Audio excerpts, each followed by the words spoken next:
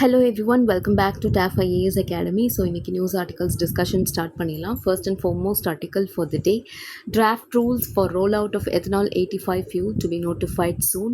Yes, are we ready to move from E20 to E85? That is the question. So E20 ல இருந்து we are planning to move ahead or move further E85 அப்படின்னே சொல்லலாம்.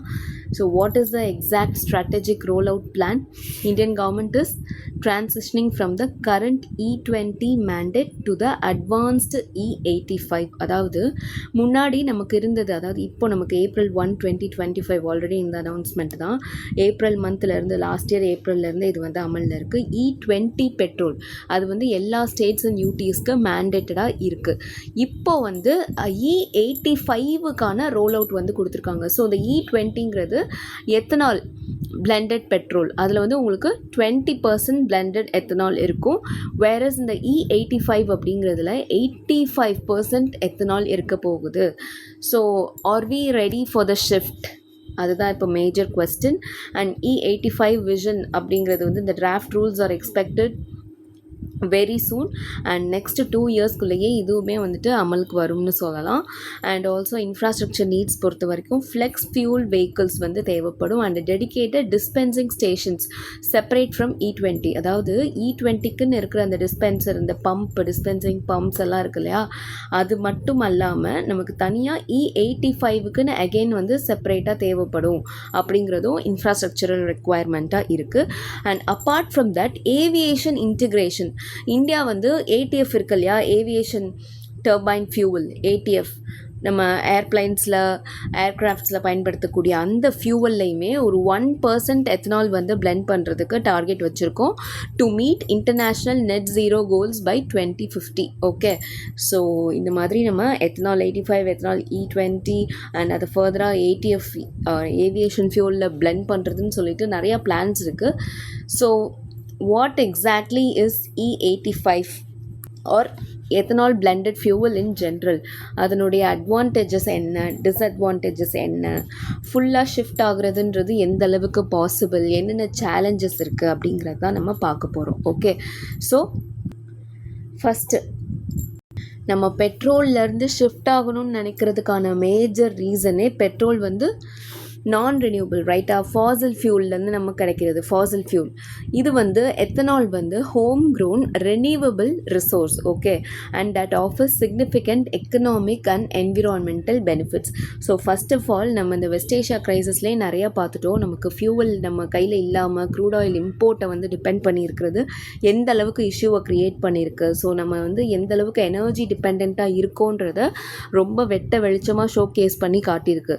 So அதை வந்து handle பண்ணும். Energy security, reducing heavy reliance on volatile crude oil imports especially during geopolitical crisis, example West Asia. Okay, and next environmental impact, high ethanol blends significantly reduce tailpipe emissions including carbon monoxide and hydrocarbons. உங்களுக்கே தெரியும் vehicular pollution.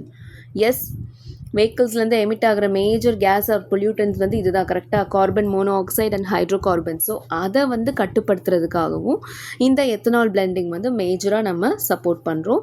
And also agricultural boost, it provides a stable market for farmers by utilising surplus sugar cane and food grains. நமக்கு சர்ப்ளஸாக இருக்கக்கூடிய sugar cane and food கிரைன்ஸை use பண்ணி தான் நம்ம இந்த எத்தனால் ப்ரொடக்ஷனில் ஈடுபட போகிறோம். அண்ட் ஃபர்தராக அதை வந்து நம்ம பெட்ரோல் ஃபியூவலோட பிளெண்ட் பண்ணுறதுக்கான இனிஷியேட்டிவ் எடுக்கிறோம். ஸோ இது வந்து ஃபார்மர்ஸ்க்குமே ஒரு நல்ல ஒரு இன்கம் ஆப்பர்ச்சுனிட்டியாக இருக்கும் அப்படிங்கிறது வந்து another advantage. And higher octane, final one, இது வந்து ethanol has a higher octane rating than pure gasoline which can improve engine performance and prevent knocking. So எத்தனாலுடைய அனதர் ஸ்பெசிஃபிக் ஃபீச்சர் அப்படின்னே சொல்லலாம் அதனுடைய ஹையர் ஆக்டேன் ரேட்டிங் அப்படிங்கிறது. So இந்த octane rating வந்து நமக்கு அந்த ஃபியூவலுடைய ஸ்டெபிலிட்டியை மெஷர் பண்ணுறதுக்கான ஒரு ரேட்டிங். ஓகே, இப்போ வந்து எவ்வளோ கம்ப்ரெஷனை அந்த ஃபியூவல் வந்து வித்ஸ்டாண்ட் பண்ணும், அதுக்கப்புறம் அதனுடைய இக்னைஷன் வந்து நடக்கணும். ஓகே, ஸோ அந்த கம்ப்ரெஷனை எவ்வளோ தூரம் அது வந்து தாங்குது அந்த ஃபியூவல் அப்படிங்கிறதுக்கான ஒரு ரேட்டிங் தான் இந்த ஆக்டேன் ரேட்டிங் அப்படின்னு சொல்லுவோம். ஸோ எத்தனால் பொறுத்த வரைக்கும் அது வந்து ஹையர் ஆக்டேன் ரேட்டிங், அதாவது மோர் தென் 100க்கு மேலே இருக்கிறதுனால, ஆல்மோஸ்ட் ஒரு 108 இருக்கிறதுனால நமக்கு வந்து அந்த இன்ஜினோடைய பெர்ஃபார்மன்ஸ் வந்து ஃபர்தராக லைக் டேமேஜ் ஆகாமல் அது இன்னும் லாங் லாஸ்டிங்காக ஃபங்க்ஷன் ஆகுறதுக்கு வந்து யூஸ்ஃபுல்லாக இருக்கும் அப்படின்னு சொல்கிறாங்க. ஓகே, இது வந்து மேஜர் அட்வான்டேஜாக பார்க்கப்படுது. Next disadvantages and technical challenges. Okay, இது வந்து நமக்கு ஆல்ரெடி E20க்கு நம்ம இப்போ லான்ச் பண்ணியிருக்காங்க, சரி ஓகே. ஆனால் E85க்கு என்னெல்லாம் பிரச்சனை அப்படின்னு பார்த்தீங்கன்னா, lower energy density. Ethanol contains about 30% less energy per gallon than gasoline, meaning E85 vehicles often see a reduction in fuel economy. So நமக்கு ஃபியூவலுடைய எனர்ஜி ஸ்பெண்டிங் அப்படின்னு இருக்குல்ல, அது வந்து கேஸ் நமக்கு ஃபியூவல் நார்மலாக யூஸ் பண்ணக்கூடிய பெட்ரோலோட கம்பேர் பண்ணும்போது 30% லெஸ் எனர்ஜி தான் எத்தனால் வந்து ப்ரொவைட் பண்ணுது. ஸோ அந்த வகையில் பார்க்கும்போது இந்த லோவர் எனர்ஜி டென்சிட்டி ஆஃபர் பண்ணுறது ஒரு major disadvantage. And another one is engine corrosivity. நமக்கு கன்சியூமர்ஸாக இருக்கட்டும் இல்லை மேனுஃபேக்சரர்ஸாக இருக்கட்டும், மேஜர் கன்சர்ன் வந்து எத்தனால் பிளெண்டட் ஃபியூல் போகிறது வரைக்கும் இதுதான் அவங்களுடைய மேஜர் கன்சர்னாக இருக்குது. ஏன்னா ethanol is hygroscopic, it absorbs water. Okay, so water observe பண்ணுன்றதுல it can be corrosive to அந்த rubber seals and certain metals in older non compatible engines. இது வந்து ஒரு மேஜர் இஷ்யூவாக பார்க்கப்படுது. அண்ட் இனி வரும் வெஹிக்கிள்ஸில் இந்த என்ஜின் கம்பேட்டபிலிட்டியை டேக் கேர் பண்ண வேண்டியது, லைக் எத்தனால் பிளெண்டட் ஃபியூவலுக்காக என்ஜினை வந்து ஃபர்தராக அதுக்கு அந்த மேனுஃபேக்சரர்ஸ் வந்து என்ஜின் அதுக்கேற்ற மாதிரியும் ரெடி பண்ணணுங்கிற ஒரு கம்பல்ஷன் இருக்குது. அண்ட் ஆல்சோ இப்போ ஆல்ரெடி இருக்கக்கூடிய வெஹிக்கிள்ஸ், அதாவது ஓல்டர் என்ஜினாக இருக்குது அப்படிங்கிற பட்சத்தில் அங்கே வந்து இந்த என்ஜின் கரோசிவ் ஆகிறதுக்கான சான்சஸ் இருக்குது.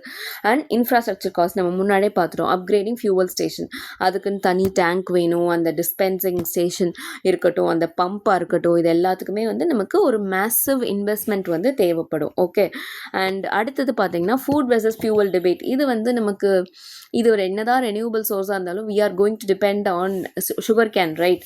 அக்ரிகல்ச்சரல் பூஸ்ட் நம்ம ஃபார்மர்ஸ்க்கு இன்கம் ஜெனரேஷன் அப்படின்னு பார்த்தாலும் இன்னொரு பக்கம் we all have லைக் என்னென்ன நம்மக்கிட்ட இருக்கோ அது எல்லாமே லிமிட்டட் ரிசோர்ஸ் தான். So large scale ethanol production can lead to land use changes, potentially diverting crops from the food supply to fuel production. இந்த ஒரு ஃபியர் வந்திருக்கு. பட் இதை வந்து கொஞ்சம் லாங் டேர்மில் தான் இந்த டிபேட் வந்து நம்ம எக்ஸ்பெக்ட் பண்ணலான்னு நான் ஃபீல் பண்ணுறேன். ஏன்னா லாங் டேர்மில் தான் நம்ம ஃபுட் சப்ளையை விடுத்து நம்ம ஃபியூல் ப்ரொடக்ஷனில் நல்ல இன்கம் வருது, எத்தனால் சுகர் கேன் ப்ரொடக்ஷன் வந்து நம்ம எத்தனால் பிளெண்டிங்க்கு கொடுக்குறோம் அப்படிங்கிறப்போ அதில் வந்து ஒரு ஃபார்மர்ஸ்க்கு நல்ல ஸ்டேபிளான இன்கம் ஜெனரேட் ஆகிற பட்சத்தில் அது வந்து ஒரு லாங் டேர்மில் ஃபார்மர்ஸ் வந்து ஃபுட் சப்ளைலேருந்து, அதாவது ஃபுட் ப்ரொடக்ஷன் கல்டிவேஷன்லேருந்து ஷிஃப்ட் ஆகி ஃபியூல் ப்ரொடக்ஷனுக்கு போவாங்க. ஸோ அதுக்கு இன்னும் டைம் இருக்குதுன்னு சொல்லலாம். பட் ஸ்டில் இது வந்து நம்ம எதிர்பார்க்கக்கூடிய ஒரு பிரச்சனை தான் அப்படின்னு நம்ம சொல்லலாம். ஓகே, ஸோ இதெல்லாம் தான் disadvantages and also technical challenges on moving on to E85. as of now E20 நமக்கு ஏப்ரல் 1லேருந்து லான்ச் பண்ணியிருக்காங்க. ஸோ E85க்கான டிராஃப்ட் ரோல் அவுட் இனிமேல் வந்துடும். Okay, so that's all about this one. Next பாருங்கள், India's forest could nearly double carbon storage by 2100 study finds. Okay, இது வந்து environmental research climate அப்படிங்கிற ஒரு ஜேர்னலில் பப்ளிஷ் பண்ணியிருக்கு. இதில் வந்து ரிசர்ச்சர்ஸ் நிறைய இந்தியன் இன்ஸ்டியூட்ஸில் இருக்கக்கூடிய ரிசர்ச்சர்ஸ் தான். அவங்க வந்து என்ன சொல்லியிருக்காங்க அப்படின்னா, வெஜிடேஷன் வந்து இன்க்ரீஸ் ஆகும் அப்படின்னு சொல்லியிருக்காங்க. அதாவது நமக்கு இருக்கக்கூடிய ஃபாரஸ்ட் ஏரியா, அந்த ஃபாரஸ்ட் கவர் இருக்கு இல்லையா, அது வந்து இன்க்ரீஸ் ஆக போகுது. அண்ட் ஆல்சோ அது வந்து கார்பன் ஸ்டோரேஜ் வந்து அதிகமாக எடுத்துக்க போகுது பை 2100 அப்படின்னு சொல்லியிருக்காங்க. But it's not in a positive way. அதுதான் என்ன ஃபாரஸ்ட் கவர் இன்க்ரீஸ் ஆக போகுதுன்னா நல்ல விஷயம் தானே அப்படின்னு நீங்கள் நினச்சிங்கன்னா let us see about it. Okay, so Indian forest as a carbon sponge by 2100 almost நமக்கு டபுள் ஆக போகுது. இப்போ எந்த அளவுக்கு கார்பன் அப்சார்ப்ஷன் அந்த ஃபாரஸ்ட் வந்து எடுத்துக்குதோ அதை விட டபுளாக 2100 கார்பன் ஸ்பாஞ்ச் அந்த அளவுக்கு வந்து ஃபாரஸ்ட் வந்து கார்பன் அப்சார்ப்ஷன் எடுத்துக்க போகுது அப்படின்னு சொல்கிறாங்க. பட் இது வந்து நம்ம நிறைய ட்ரீஸ் பிளான்ட் பண்ணுறதுனாலயா அப்படின்னு கேட்டிங்கன்னா கிடையாது. It is because of already happening natural phenomena. Climate சேஞ்ச்னால தான் அதுவுமே. It is triggered by climate change. ஒன்று வந்து ரைசிங் ரெயின்ஃபால், இன்னொன்று வந்து CO2 ஃபர்டிலைசேஷன். ரைசிங் ரெயின்ஃபால் அப்படிங்கிறது நமக்கு இனி வரும் காலங்களில் கிளைமேட் சேஞ்ச்னால, இதுவும் நல்லா நோட் பண்ணிக்கோங்க, டியூ டு கிளைமேட் சேஞ்ச் நமக்கு ரெயின்ஃபால் வந்து அதிகமாக போகுது. ஓகே, ஸோ ரெயின்ஃபால் அதிகமாக போகுதுன்னா அது நல்ல விஷயம் தானே அப்படின்னா not in a good way அப்படின்னு தான் சொல்லணும். அடுத்த ஸ்லைடில் நம்ம இதை பற்றி டீட்டெயில்டாக பார்ப்போம். ஸோ நிறைய ரீஜன்ஸில் ரெயின்ஃபால் அதிகமாக போகுது, ஃபாரஸ்ட் கவர் அதிகமாக போகுது. ஸோ நமக்கு ரெயின்ஃபால் அதிகமாக போகுதுனாலே நேச்சுரலி நமக்கு மாய்ஸ்சர் அதிகமாக இருக்க போகுது and that will help more trees to grow. Okay, இது வந்து ஒரு மேஜர் ஃபினாமினா. அடுத்து வந்து CO2 ஃபர்டிலைசேஷன். இது வந்து நமக்கு CO2 இப்போ நமக்கு ட்ரீஸ் நிறையா இருக்குது, அந்த இடத்துல CO2 அதிகமாக இருக்குது அப்படின்ற பட்சத்தில் அந்த CO2 வந்து அங்கே இருக்கக்கூடிய பிளான்ஸுக்கு வந்து ஃபுட்டாக செயல்படும் அண்ட் ஃபர்தர் வந்து நமக்கு ஃபோட்டோசிந்தசிஸ் ப்ராசஸ் நடக்கும். So helping them grow pastor and அங்கே வாட்டர் யூஸ் வந்து எஃபிஷியண்ட்டாக இருக்க போகுது. ஸோ இந்த 2 ரீசன்னால தான் வந்துட்டு நமக்கு ஃபாரஸ்ட் கவரும் அதிகமாக போகுது அண்ட் ஆல்சோ ஃபாரஸ்ட் அப்சர்வ் பண்ணக்கூடிய கார்பனும் அதிகமாக போகுது அப்படின்னு நம்ம பார்க்குறோம். Okay, and while growth is steady now, the steepest acceleration in carbon storage is expected to happen after 2050. Okay, so 2050 or in the 2030 இருக்கு இல்லையா, 2030லேருந்து 2050 வரைக்கும் இந்த 20 years வந்துட்டு நமக்கு கார்பன் ஸ்டோரேஜ் இப்போ இருக்கக்கூடிய அதே லெவலில் மெயின்டைன் ஆக போகுது. பட் ஆஃப்டர் 2050 இந்த கார்பன் ஸ்டோரேஜ் இன்க்ரீஸ் வந்து கொஞ்சம் அதிகமாக போகுது, ரொம்பவே அதில் வந்து நிறைய டிஃப்ரென்ஸ் இருக்க போகுது அப்படிங்கிறதையும் சொல்லியிருக்காங்க researchers. Okay, so now why more green doesn't mean all good. ஏன் நிறைய ஃபாரஸ்ட் இருக்கிறதுனால நல்ல விஷயம் தானே அப்படின்னா அது எங்கே நடக்குதுன்னு பாருங்கள். It is not going to happen in lush jungles. அதாவது ஆல்ரெடி நமக்கு ஃபாரஸ்ட் கவர் நிறைய இருக்கிற ஏரியாஸில் வந்து இன்னும் க்ரோத் வந்து எக்ஸசிவாக இருக்க போகுதா அப்படின்னு கேட்டிங்கன்னா கிடையாது. It is going to happen in try Jones like Rajasthan, Gujarat and மத்திய பிரதேஷ். அங்கே தான் ஆல்மோஸ்ட் ஒரு 60% மேலே இன்க்ரீஸ் இருக்கும் அப்படின்னு இந்த ரிசர்ச்சர்ஸ் ப்ரொஜெக்ட் பண்ணியிருக்காங்க. அண்ட் சேச்சுரேட்டட் ஜோன்ஸ், அதாவது நமக்கு எக்கலாஜிக்கலி சேச்சுரேட்டட் அப்படின்னா அந்த டேர்ம் யூஸ் பண்ணியிருக்காங்க. அது என்ன எக்கலாஜிக்கலி சேச்சுரேட்டட் அப்படின்னா they're already full of trees. அவங்ககிட்ட வந்து ஆல்ரெடி வந்து அந்த அவங்களோட என்விரான்மெண்ட் அந்த எக்காலஜியே வந்துட்டு நல்ல வெஜிடேஷனாக தான் இருக்குது. ஸோ அந்த மாதிரி ஏரியாஸ் பார்த்திங்கன்னா உங்களுக்கு வெஸ்டர்ன் காட்ஸ் அண்ட் ஹிமாலயாஸ் தான். அங்கே வந்து நமக்கு அதிகப்படியான க்ரோத் இருக்க போகிறது இல்லை அப்படின்றதையும் ரிசர்ச்சர் சொல்லியிருக்காங்க. Why? Because they are already ecologically saturated, they are already full to the brim அப்படிங்கிற மாதிரி ஞாபகம் வச்சுக்கோங்க. ஓகே, அண்ட் என்ன வார்னிங் கொடுக்குறாங்க? This is not a win for climate change because ஒன்று வந்து ஹியூமன் ப்ரெஷர், ரெண்டாவது வந்து நேச்சுரல் டிசாஸ்டர்ஸ். ஹியூமன் ப்ரெஷர் அப்படிங்கிறது obviously deforestation and land conversion for buildings or farms, நம்மளுடைய ஹியூமன் நீட்ஸுக்காக நம்ம பண்ணுறது. ரெண்டாவது நேச்சுரல் டிசாஸ்டர்ஸ். நமக்கு தெரியும் இப்போது ஃபாரஸ்ட் கவர் இன்க்ரீஸ் ஆயிருக்கு அப்படின்னாலே நமக்கு வைல்ட் ஃபயர் பயம் இருக்கும் அண்ட் ஆல்சோ ட்ராட்ஸாக இருக்கட்டும் இல்லை பெஸ்ட் அவுட் பிரேக்ஸாக இருக்கட்டும், இது எல்லாமே வந்துட்டு ஃபாரஸ்ட்டை வந்து தட் கேன் கில் இன்ஸ்டன்ட்லி அப்படின்னு தான் சொல்லணும். கரெக்டாக இப்போ ரீசெண்டாக கூட நம்ம நியூஸ் பார்த்தோம், ஊட்டியில் தான் ரைட், நமக்கு ஃபாரஸ்ட் கவர் ஆல்மோஸ்ட் இவ்வளோ ஏக்கர்ஸ் வந்து இப்போ ஃபயர் ஆயிடுச்சு அப்படின்னு சொல்லிட்டு. ஸோ அந்தளவுக்கு நேச்சுரல் டிசாஸ்டர்ஸ்னால பாதிக்கப்படுறதுக்கான வாய்ப்புகள் நிறையவே இருக்குது. ஸோ அதுக்கேற்ற மாதிரி கிளைமேட் சேஞ்சுக்கு ஏற்ற மாதிரி நம்மளுடைய ஃப்யூச்சர் ஃபாரஸ்ட் பிளானிங் இருக்கணும் அப்படிங்கிறத இந்த ரிசர்ச்சர்ஸ் வந்து கன்க்ளூட் பண்ணி சொல்லியிருக்காங்க. ஓகே, ஸோ கார்பன் ஸ்டோரேஜாக இருக்க போகுது அப்படிங்கிறது நல்ல விஷயம்தான். பட் அதுக்கான ரீசன்ஸ் வந்து நம்ம கன்சிடரேஷனில் எடுத்துக்கணும். ஏன்னா rising rainfall it's not a good sign. Climate சேஞ்ச்னால we are getting our earth is getting warmer and that is contributing to increased rainfall அப்படிங்கிறப்போ we have to take into account நம்மளுடைய வாழ்வாதாரம், மக்கள் வந்து கோஸ்டல் ரீஜன்ஸில் இருக்கக்கூடிய பீப்புள், இதெல்லாமே நம்ம யோசிச்சு தான் வந்துட்டு டிசைட் பண்ண முடியும். So future forest planning must be regional and climate aware rather than using a one size fits all approach. அந்தந்த ரீஜனுக்கு ஏற்ற மாதிரியான பிளானிங் வந்து இருக்கணும். Okay, so that's all about this one. Next news பாருங்கள். Core sector activity contract 0.4% in March on war impact. So core sector உங்களுக்கே தெரியும், index of 8 core industries நம்ம ரீசெண்டாக பார்த்துட்டே இருக்கோம். கரெக்டாக இந்தியாவில் இருக்கக்கூடிய 8 கோர் இண்டஸ்ட்ரீஸ், லைக் அந்த இண்டஸ்ட்ரீஸோடைய ஆக்டிவிட்டீஸை நம்ம ட்ராக் பண்ணுறதுங்கிறது நம்ம இந்தியாவுடைய ஓவரால் எக்கானமியோட ஸ்டேட்டஸ் எப்படி இருக்குதுன்னு தெரிஞ்சுக்கலாம் அண்ட் இண்டஸ்ட்ரியல் செக்டாரோடைய பெர்ஃபார்மன்ஸ் எப்படி இருக்குது அப்படிங்கிறத தெரிஞ்சுக்கலாம். அதுதான் 8 கோர் இண்டஸ்ட்ரி இண்டஸ்ட்ரீஸ் அப்படின்றது. ஸோ அந்த கோர் இண்டஸ்ட்ரீஸ் ஏதாவது பாதிக்கப்படுது அப்படின்னாலே நம்ம எக்கானமி பாதிக்கப்படுதுன்னு அர்த்தம். இல்லை நல்ல க்ரோத் இருக்குது அப்படின்னா நம்ம எக்கானமி நல்ல க்ரோத்தில் இருக்குது அப்படின்னு அர்த்தம். ஓகே, ஸோ இப்போ அந்த கோர் செக்டார்ஸோடைய இண்டெக்ஸ் வந்து மார்ச் மாதத்துக்கான டேட்டா ரிலீஸ் பண்ணியிருக்காங்க. வார்னால், அதாவது இந்த வெஸ்ட் ஏஷியா இம்பேக்ட்னால ஒரு 0.4% வரைக்கும் கண்ட்ராக்ட் ஆயிருக்கு எக்கானமி. அதாவது கோர் செக்டார் ஆக்டிவிட்டி, அந்த 8 செக்டாரோடைய ஆக்டிவிட்டி பார்த்தீங்கன்னா 0.4% வரைக்கும் குறைஞ்சிருக்கு அப்படிங்கிறது தான் data due to the West Asia war. And இந்த கண்ட்ராக்ஷன் அப்படிங்கிறது, அதாவது 2025-26 ஃபார் த ஹோல் இயரோட க்ரோத் அப்படின்னு நம்ம பார்த்தோன்னா லோவஸ்ட் சின்ஸ் த கோவிட்-19 பேண்டமிக். கோவிடுக்கு அப்புறம் ஒரு நெகட்டிவ் க்ரோத்னா அது இப்போ தான் வந்திருக்கு. ஸோ அந்த அளவுக்கு வந்துட்டு எக்கானமி கோர் செக்டாரோடைய ஆக்டிவிட்டி வந்து கான்ட்ராக்ட் ஆகிருக்கு. So, understanding the index of 8 core industries. So, it is a production volume index that acts as a lead indicator for India's industrial performance. So, இந்தியாவுடைய இண்டஸ்ட்ரியல் செக்டாருடைய பெர்ஃபார்மன்ஸை தெரிஞ்சுக்கிறதுக்கான ஒரு மேஜர் இண்டெக்ஸ் தான் இந்த index of 8 core industries. Okay, and இதனுடைய weight in IIP, அதாவது இதுக்குரிய இந்த 8 கோர் செக்டார்ஸுடைய வெயிட்டேஜ் இருக்கு இல்லையா, அதெல்லாம் கம்பைன் பண்ணோம் அப்படின்னா நமக்கு இண்டெக்ஸ் ஆஃப் இண்டஸ்ட்ரியல் ப்ரொடக்ஷன் இருக்கு இல்லையா, அதில் ஒரு 40% வந்து இதுதான் கான்ட்ரிபியூட் பண்ணுது. ஓகே, அண்ட் அதனுடைய வெயிட்டேஜ் வந்து உங்களுக்கு நான் இங்கே கொடுத்துருக்கேன், என்னென்ன 8 செக்டார் இருக்குது அப்படிங்கிறது, அண்ட் எது வந்து வெயிட்டேஜ் அதிகம், எது வந்து வெயிட்டேஜ் கம்மி, அண்ட் அது இந்த வெயிட்டேஜோடைய order, decreasing order or increasing order, நீங்கள் அதை அப்படியே அதே ஆர்டரில் படித்து வச்சுக்கணும். Because in prelims it will be asked as a question like which sector has the highest weightage in the index of 8 core industries அப்படின்னு கேட்டால் you should know it is refinery products. almost ஒரு 28.04% வந்து weightage இருக்குது. and then electricity and steel and coal, crude oil, natural gas, cement and fertilizers. Okay, ஃபைனலாக நமக்கு ஃபர்டிலைசருக்கு தான் smallest weightage வந்து இருக்குது. ஸோ இதெல்லாம் கம்பைன் பண்ணுற அந்த 40.27% தான் நமக்கு இண்டெக்ஸ் ஆஃப் இண்டஸ்ட்ரியல் ப்ரொடக்ஷனில் வந்துட்டு இருக்குது. ஓகே, அண்ட் இந்த டேட்டா யார் உங்களுக்கு ரிலீஸ் பண்ணுறா? Yes, ministry of commerce and industry. Okay, so இந்த டேட்டா ரிலீஸ் பண்ணக்கூடியது ministry of commerce and industry. And இதனுடைய சிக்னிஃபிகன்ஸ் என்ன?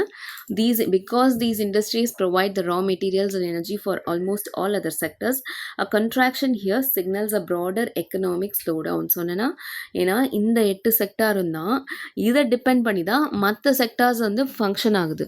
ஏன்னா இதெல்லாம் மூலப்பொருள்கள் ப்ரொவைட் பண்ணுற செக்டார் அந்த மாதிரி. ஏன்னா ரிஃபைனரி ப்ராடக்ட்ஸ் எடுத்துக்கோங்க, பெட்ரோலியம் ரிஃபைனரி ப்ராடக்ட்ஸ், எலக்ட்ரிசிட்டி எடுத்துக்கோங்க, ஸ்டீல் எடுத்துக்கோங்க, கோல் எடுத்துக்கோங்க, நேச்சுரல் கேஸ் எடுத்துக்கோங்க, சிமெண்ட் எடுத்துக்கோங்க, ஃபர்டிலைசர்ஸ் எடுத்துக்கோங்க.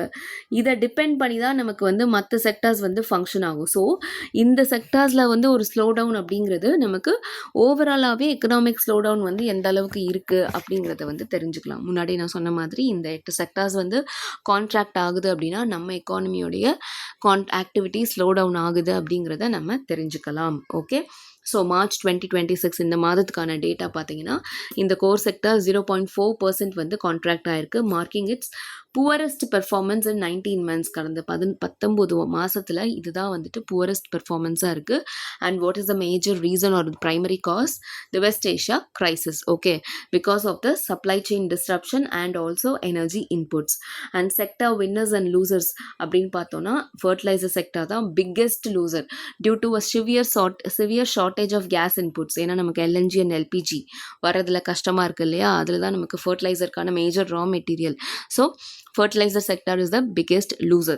And அடுத்து பார்த்தீங்கன்னா crude oil, and அடுத்து பார்த்தீங்கன்னா coal and electricity, and both dipped due to input shortages and a high base effect from the previous year. Okay, and அடுத்து gainerன்னு பார்த்தீங்கன்னா natural gas and also steel and cement sector, they have showed resilience. Okay, so இது வந்து கொஞ்சம் வந்து என்ன சொல்கிறது, ஒரு cushion அப்படின்னு நம்ம சொல்லலாம். ஓகே, மற்ற செக்டார்ஸோடைய பெர்ஃபார்மன்ஸ்லாம் நெகட்டிவில் தான் இருக்குது ஆல்மோஸ்ட்.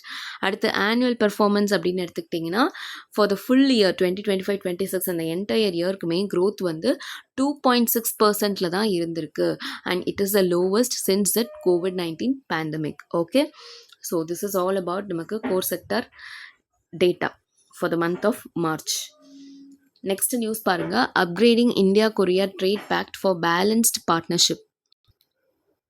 ஸோ ரீசெண்டாக நமக்கு வந்து சவுத் கொரியன் பிரசிடெண்ட் அண்ட் நம்மளுடைய இந்தியன் பிரைம் மினிஸ்டர் நிறைய MOU சைன் பண்ணியிருக்கிறதா அனௌன்ஸ்மெண்ட் வந்திருக்கு. அண்ட் ஆல்சோ நம்மளுடைய ரிலேஷன்ஷிப்பை அப்கிரேடும் பண்ணியிருக்காங்க to CPART, it is comprehensive economic partnership அப்படிங்கிறதுக்கு அப்கிரேட் பண்ணியிருக்காங்க.